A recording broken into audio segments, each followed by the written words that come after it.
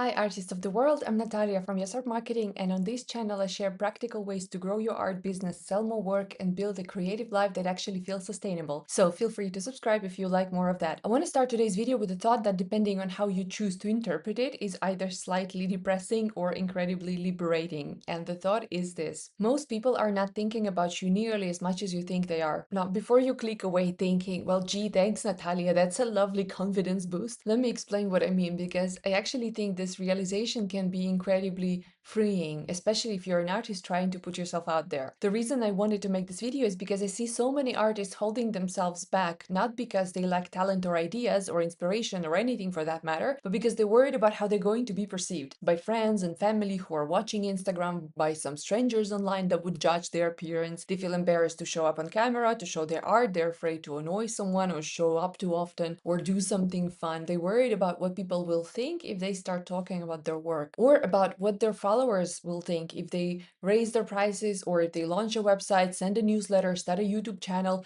apply to galleries, approach collectors, generally do anything that makes them a little more visible. And I completely understand this feeling because I think most of us have experienced it at some point. I certainly have myself. I used to hate the idea of having to be on camera. Honestly, there was nothing worse than listening to the sound of my own voice in the recording. And also, there have been plenty of times in my life where I delayed doing something because I imagined a whole audience of people just paying attention, staring at me, judging my decisions, noticing my mistakes, and forming opinions about everything that I was doing. And the funny thing is that when you imagine it like that, it feels so real, okay? Everything feels very big. It feels like everyone's watching. It does feel like every post matters enormously, as if every mistake will be remembered forever. And I'm speaking from the experience because I've actually done mistakes. I've posted controversial things, and I sometimes had a thought in the back of my mind thinking, okay, maybe this is the end. Okay, but then you step back and you realize that most people are far too busy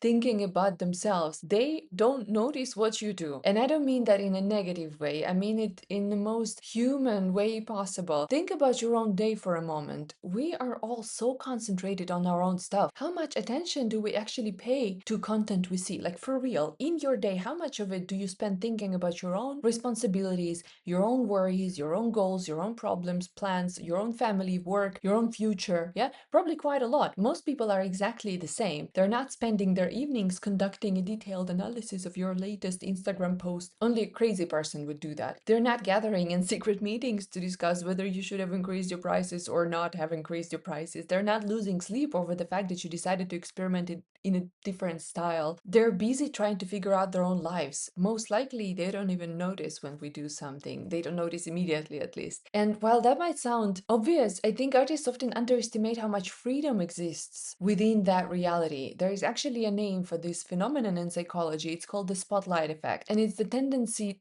we all have to overestimate how much other people notice us. We feel like we're standing in the middle of brightly lit stage where everybody watches our every move, especially when it comes to Instagram. You're speaking to the invisible public and it does feel like everyone's watching, yeah? When in reality, most people are standing on their own little stage feeling exactly the same thing. We're all convinced that everybody's looking at us. Well, everybody else is busy worrying that people are looking at them. And once you realize that, you start seeing how many opportunities are lost because of this fear. I know artists who don't post their work because they're worried somebody might think is not good enough. Yeah, artists who don't start selling because they're worried people might think they're being too commercial. Artists who don't experiment with their art and feel stuck because they're afraid to change something in their Instagram because people are looking, and maybe what happens if they don't understand what I'm doing? Yeah, artists who don't talk about their art because they don't want to seem too self-promotional. Artists who never approach galleries, collaborations, never apply for exhibitions, never reach out to potential opportunities because they already imagined the possible criticism, the possible rejection before they've even taken that first step. And what makes this particularly sad is that most of that criticism never arrives because most people simply aren't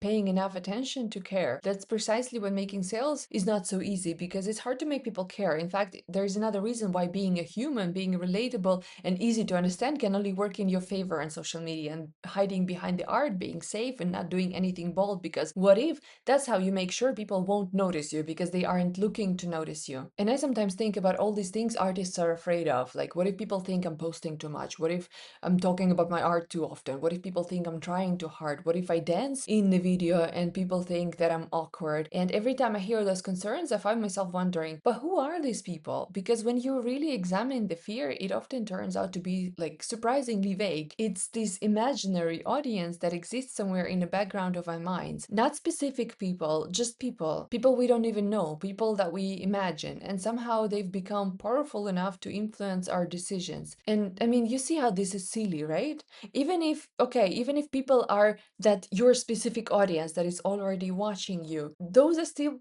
people that you don't know, and they follow you because they found you interesting at some point. So what you're doing is allowing that bunch of strangers influence your decisions and actions, but they are there for you. You are there to decide what to do, what people will see, what to change, what to do, and they are just spectators, okay? They are not decision makers. What I'm trying to say is that if somebody follows because they enjoy your work, they probably expect you to talk about your work. If somebody follows you because they're interested in your artistic journey, they probably don't mind seeing your paintings, right? And if somebody genuinely doesn't enjoy your content, social media has provided them with incredibly sophisticated solution. Go elsewhere. They can keep scrolling, the world keeps turning, everybody survives, and people who actually like what you do will come and find you. One thing that has helped me enormously over the years is asking myself a very simple question whenever I feel nervous about doing something. What is the realistic worst case scenario? I mean, not the imaginary dramatic worst case scenario that my brain invents at 2 o'clock in the morning, but the realistic one. So if I post this video, what happens? Maybe fewer people watch it than I hope. Maybe somebody leaves a negative comment, big deal. Maybe nobody reacts at all, and life continues after that. If I send an email pitching an opportunity, what happens? Maybe they ignore it, maybe they say no, maybe they never reply. And then what? Life continues. If I raise my prices, what happens? Maybe some people decide it's not for them. Too bad. And maybe others decide that it's a good opportunity to invest in my art before the raise happens again. And life continues. When you really start examining these fears, they often lose a lot of their power because you realize that the consequences are rarely as catastrophic as they first appear. And I think this is something successful artists understand, whether consciously or not, that you've got to open yourself to the possibility of something happening, good or bad. You risk a little, you gamble a little, you bet on yourself. It's not that some artists possess a magical level of confidence that the rest of us missed out on. Yeah,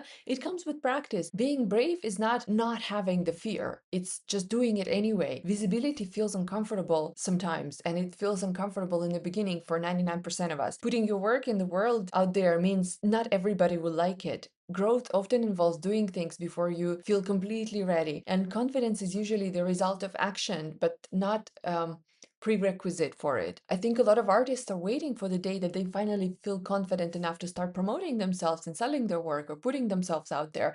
But in my experience, confidence rarely arrives first. More often, confidence arrives after you've done the thing 20 times and discovered that the world didn't end. Okay, you post your work, nothing terrible happens. You send the email, nothing terrible happens. Then you raise the price, nothing terrible happens. And gradually your brain starts gathering evidence that maybe all of these situations aren't as dangerous as originally believed. So you just grow a thicker skin. So if you've been holding yourself back because you're worried about what people might think, I want to offer a different perspective. Most people are not thinking about you nearly as much as they think they are. And that's actually wonderful news, because it means you're so much freer than you realize. You're free to experiment, you're free to make mistakes, to try new things, to change direction, to learn publicly, to create imperfect work while you're figuring things out. The spotlight isn't nearly as bright as it feels, and once you stop performing for this imaginary audience of yours, of critics, you can start focusing on people who actually matter, the people who genuinely enjoy your work, want to support what you're doing, and are waiting to discover what you create next. So if there's something you've been putting off because you're worried about being judged, maybe let's say this is your sign to do it anyway. Post the work, send the email, apply for an opportunity, start the project, change your style, show it to people, because chances are the thing standing between you and the next stage of your artistic journey isn't